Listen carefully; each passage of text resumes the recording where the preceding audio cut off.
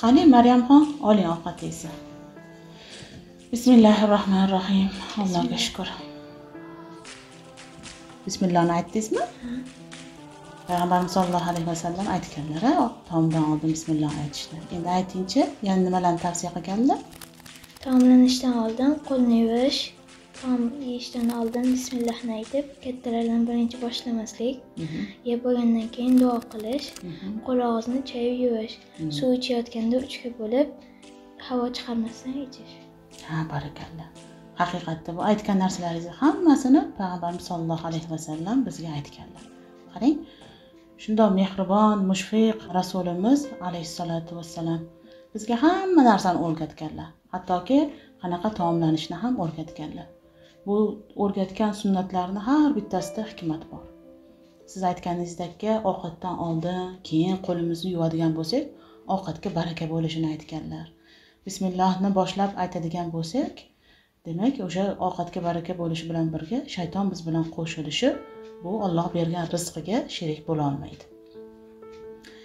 Payg'ambarimiz sollallohu alayhi vasallam bolajonlarni juda ham yaxshi ko'rardilar. Bolalarni o'ziga ham tavsiyalar aytganlar. U zot sollallohu alayhi vasallam Ummu Salama roziyallohu anhoga uylangan paytlarida Ummu Salamani yetimlari bo'lgan. Chunki Ummu Salama oldin Abu Salama bilan turmush qurishganda, farzandli bo'lishganda Abu Salama jangda shahid bo'lib vafot etib ketadilar. Keyin shu sahobiyni ikrom qilganlaridan, ayoli beva qoldi, yetimlari qolib ketdi degandan Payg'ambarimiz sollallohu alayhi vasallam u kishi uylanadilarda va o'zlarini qaramoqlarda shu bolalarni tarbiya qiladilar.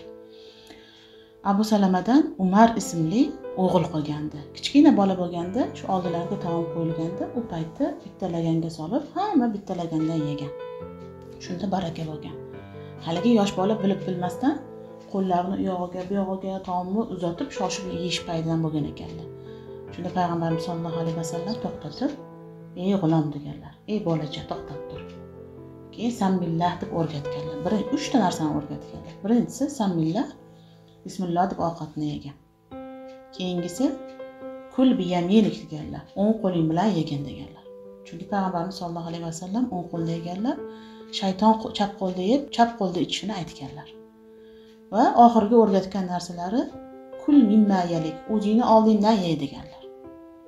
Demak, u yoqqa, bu yoqqa tashamasdan qo'lini yoki qoshiqni har kishi o'zini oldidan yeyish kerak ekan. Chunki uni rizq nasibasi o'zini oldida bo'ladi.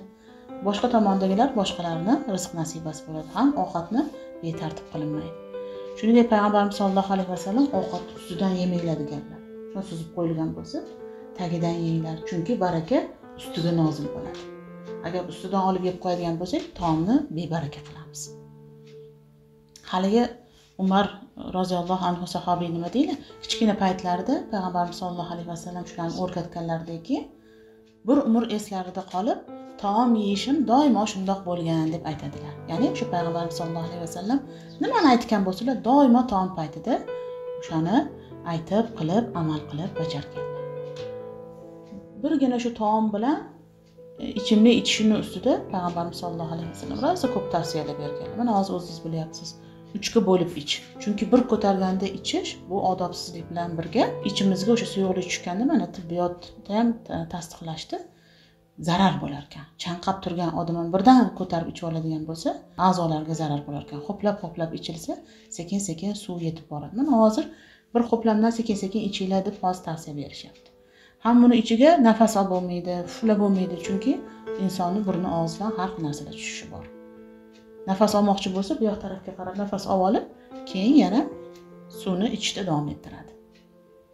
Ana siz endi bu narsalarni yaxshilab o'rganib, yoshligingizdan amal qilib borsangiz, xuddi Umar roziyallohu anhu ga o'xshab, doim o'zingizga odat tusiga aylanadi. Undan keyin to'yib olmaslik kerak, buni ham aytganlar. Qorinni 3 ga bo'lish kerak. Biri nimaga? Taomga, biri ichimlikka, biri nima edi? Uchinchisi nafas havoga. Demak, to'yib yeolmasligimiz kerak ekanda, 3 dan 1 qismi qolish kerak ekan.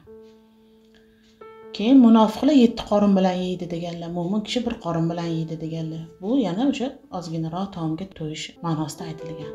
Keyin bir kishi bor ekan, musulmon bo'lmagan paytda kelib taqqos tushib hamma narsani yeyorgan ekan. Bir aylanib kelib yana yesa, ozginaga to'yib qolibdi.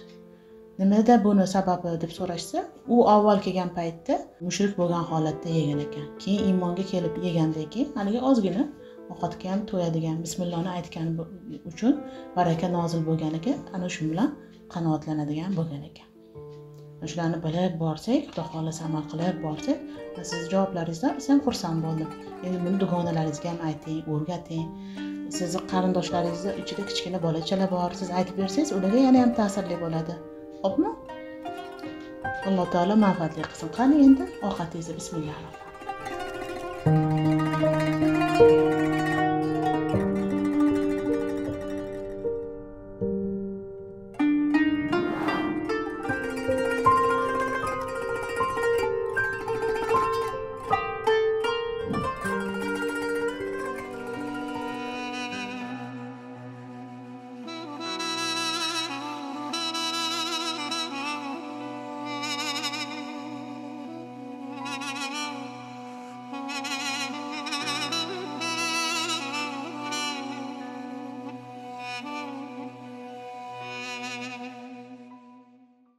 Ovqat yaxshi bo'ptimi? Allohga shukr. Yana bitta narsani eslatib qo'ying. Payg'ambarimiz sollallohu alayhi vasallam ovqat tanlamaganlar. Alloh taolo nimani rizq qilib bergan bo'lsa, faqat halolligiga qaraganlar. Halol va manfaatli, foydali narsa bo'lsa, shuni iste'mol qilganlar. Keyin oldilariga biror taomni hozirlab qo'yishsa, garchi kamchiligi bo'ladigan bo'lsa ham, uni kamchiligini aytmaganlar. Taom kelganda uni unaqa bo'pti, bunaqa bo'pti, tuzsiz bo'pti, bemaza bo'pti deb aybini aytish, bu ham odobsizlik hisoblanadi. Buni payg'ambarimiz sollallohu alayhi vasallam hech qachon qilmaganlar. Shuning uchun biz ham bunday qilmasligimiz kerak. Mabodo ishtahalari tortmaydigan bo'lsa, sekin surib qo'yib, o'sha ovqatni tanovvul qilmaganlar. Ammo zinhor uni kamchiligini gapirmaganlar. Endi duo qilish qoldi. Bu duoyimizni mazmunini bilasiz-a? Aytingchi, biz nima deymiz bu duoda? Qani? Biz Alloh bizga ovqat bergani uchun, suv bergani uchun va musulmonlardan qilgani uchun hamd aytamiz. Demak, 3 ta narsaga hamd aytar ekanmiz. Avvalo taom bergani uchun, keyin bizni sug'organi uchun, ichimlik ichirgani uchun va bizlarni musulmonlardan qilgani uchun Alloh taologa hamd aytar ekanmiz. Agar bizni musulmonlardan qilmaganda, shu odoblarni qayerdan bilgan bo'lardik-a? Payg'ambarimiz sollallohu alayhi vasallamga qanday qilib ummat bo'lgan bo'lardik? Allohga doimo bu uchun shukr keltirib turishimiz kerak ekan. Qani endi duo qilamiz. Alhamdulillahillazi at'amana va saqona va ja'alana minal muslimin. Amin.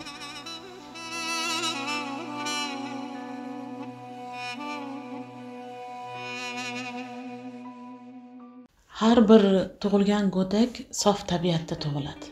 Ya'ni islomga moyil bo'lgan tabiatda, islom dinida tug'iladi.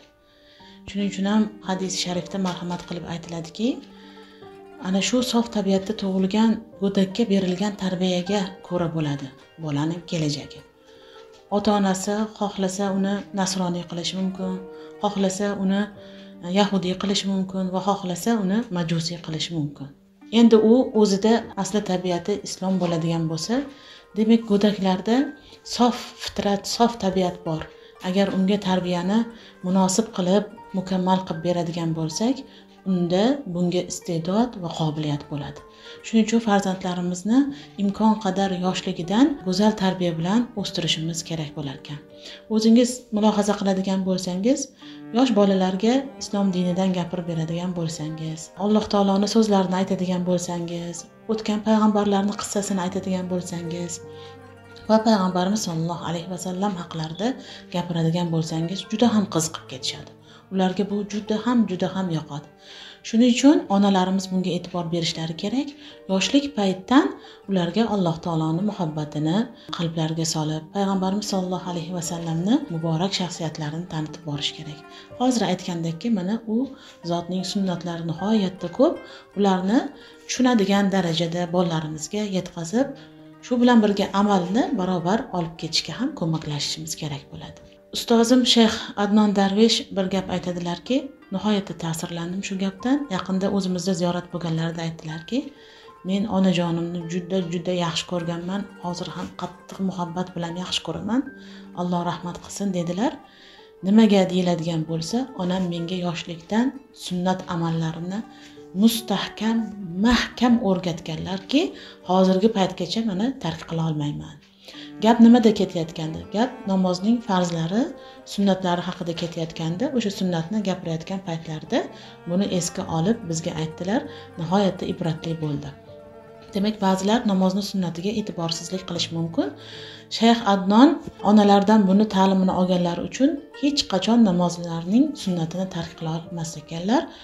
Shu qatorda boshqa amal, ya'ni sunnat bo'lgan amallarni ham tark qila olmas ekanlar. Buni sababi Alloh taoloning fazli karami bilan onalari yoshlik chog'idan mana shu sunnatlarni farzandiga mahkam, ya'ni hech tark qilinmaydigan holatda o'rgatgan ekanlar. Onalarini Alloh taolo rahmatiga olgan bo'lsin, payg'ambarimiz sollallohu alayhi vasallamning shafoatlaridan bahramand qilsin va bizlarga ham sunnatni yaxshi o'rganib, uni tiriltirib, amal qilib, mana shu yosh o'sib kelayotgan kelajakka ham uni to'g'ri ta'lim berib, doimo unga amal qilib yurishlarda biz onajonlarni Alloh taolo o'zi sabab qilib qo'ysin. Va sallallohu ala xayri xalqihi Muhammad va ala alihi va sahbihi ajma'in.